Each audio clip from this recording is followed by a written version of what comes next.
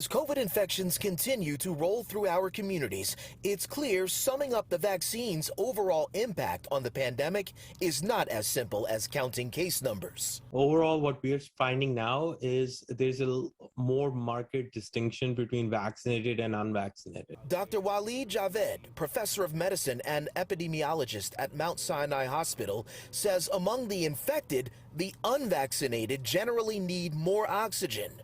While it is still difficult to make clear distinctions in the overall case numbers between the Delta and Omicron variants, health officials say among hospitalizations, Omicron infections tend to be less severe.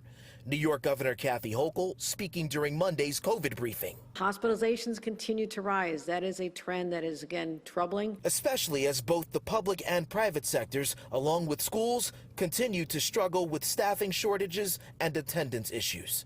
But health officials are optimistic about the FDA's latest emergency use authorization for boosters in children ages 12 to 15, only 5 months after their last full dose. Those who may have gotten their vaccine 5 months ago will now be eligible during this Omicron surge. Dr. Anthony Fauci, speaking on the Pix 11 Morning News, says vaccines are indeed our main weapon in warding off another complete shutdown.